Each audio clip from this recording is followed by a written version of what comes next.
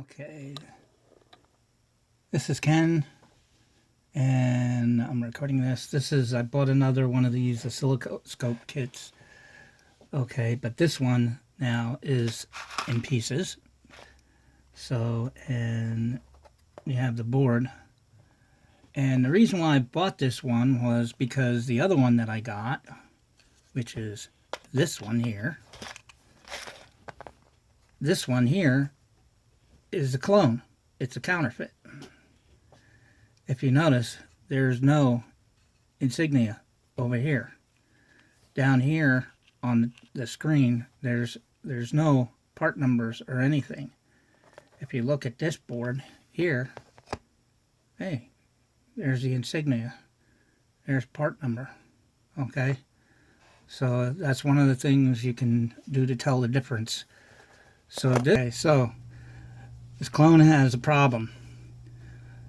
When you have the trace line on it, the trace line after like 10 minutes or so starts to scroll up on it, and then it scrolls to the left.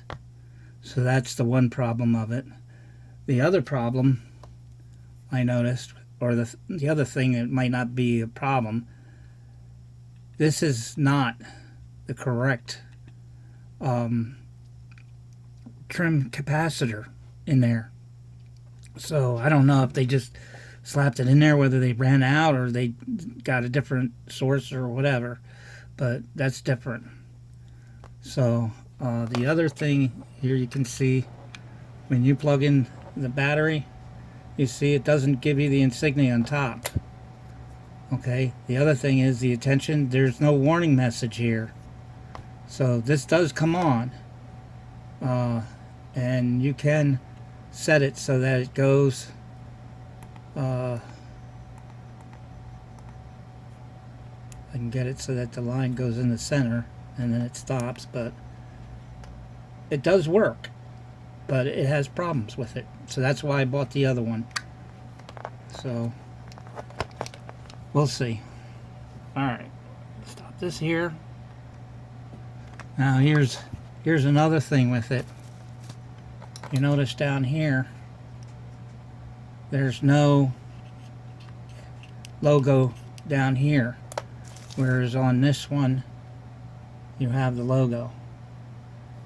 You know, you have the logo down here and you have the part number, and that's how you can tell the difference between the clones.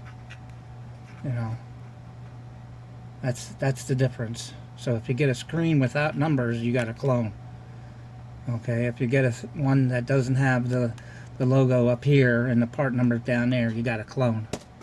Okay, it'll probably work. It might not work, but depends on whether you're going to get a warranty or not, because this company here is not going to warranty this board.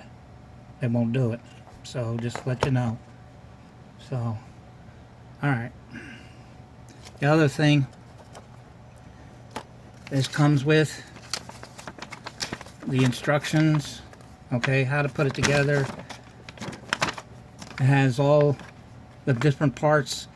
You don't have, if you can read the bars on the resistors, you're good. You just need to check that you have enough there, you know, and that you have the correct resistance on them. So that's basically that. And they just want to make sure you got everything in the kit before you get started, because if you get started, then you go through it and you don't have the part, then you're going to need to order it and get it.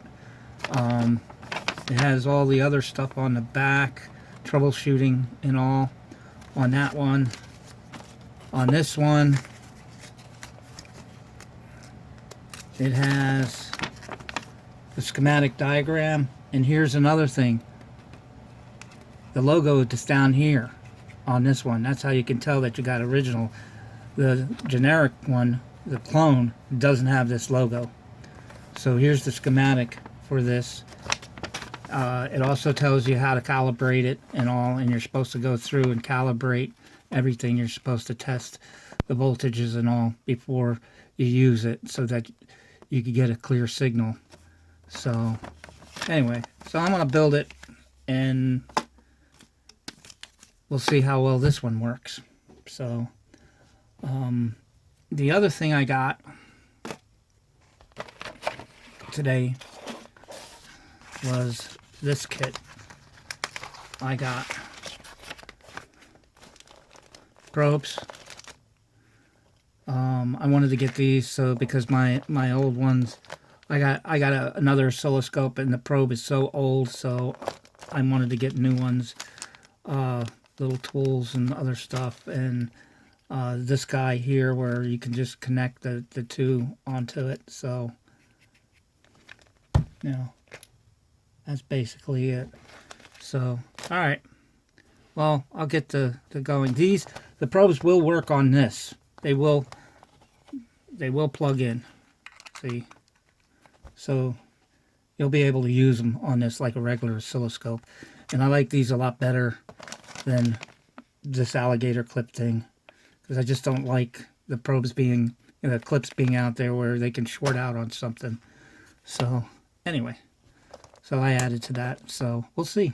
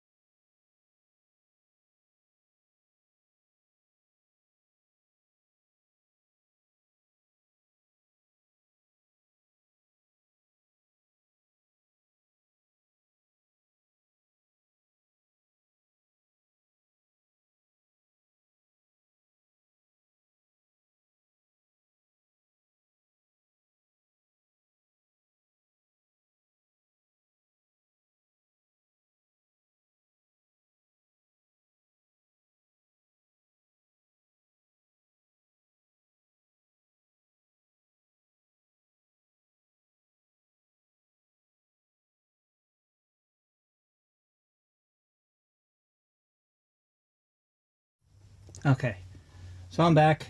I finished the oscilloscope. Okay, it does run, and basically you can tell I did the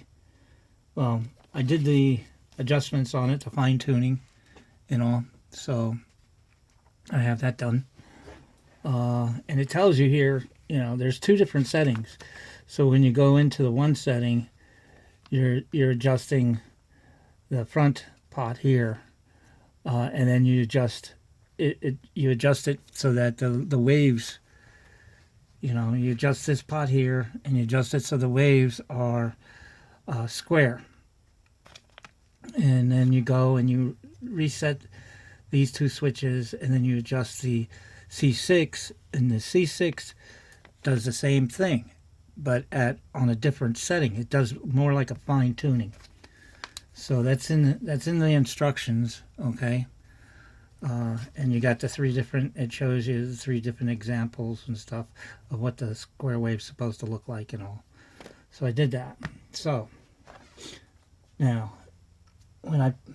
I'll show you the difference between an original one and this is the counterfeit. Okay, so when the original one comes up, it will have the logo for the company and all, and it'll show you the warning and everything else. The counterfeit doesn't have that. So you can see that it has the logo. There's the logo, and then it comes up. So one more time, I'll show you that.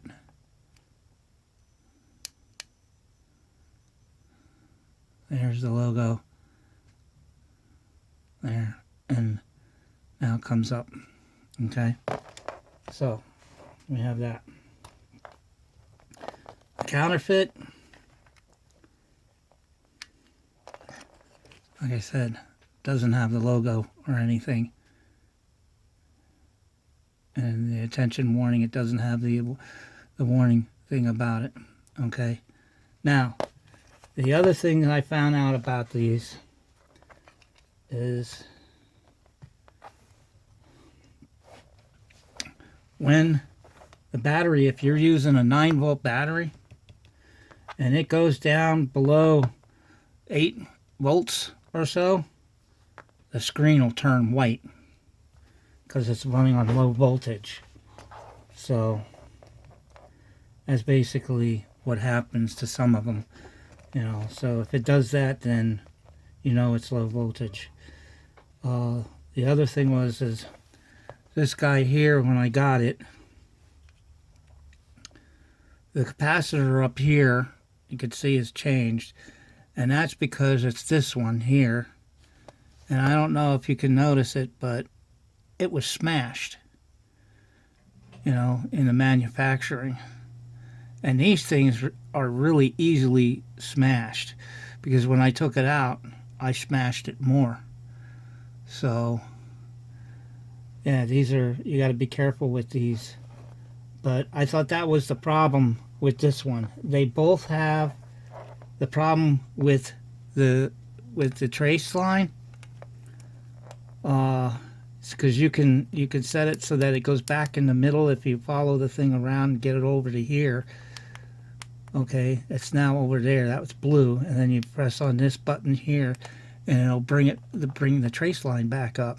Okay, but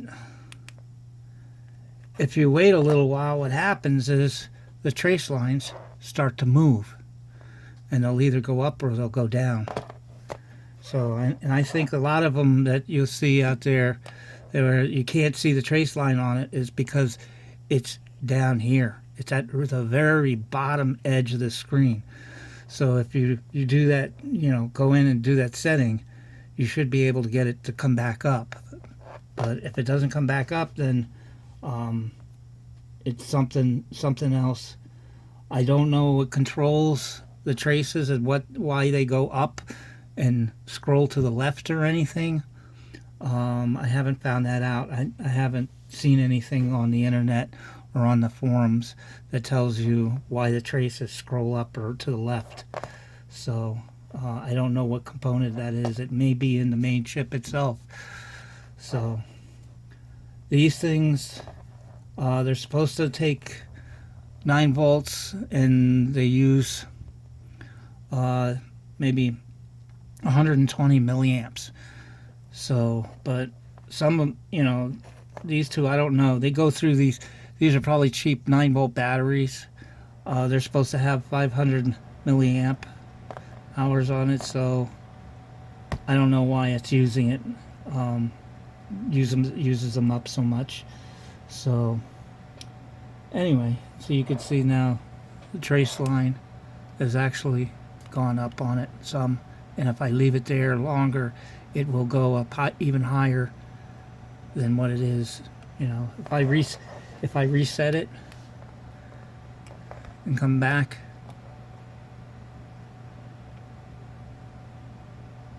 okay, look at where the trace line is now. It's all the way at the top. So I don't know what is making that do that. But anyway, so that's it. I've put the two together, and I'll see if I can see if they both work.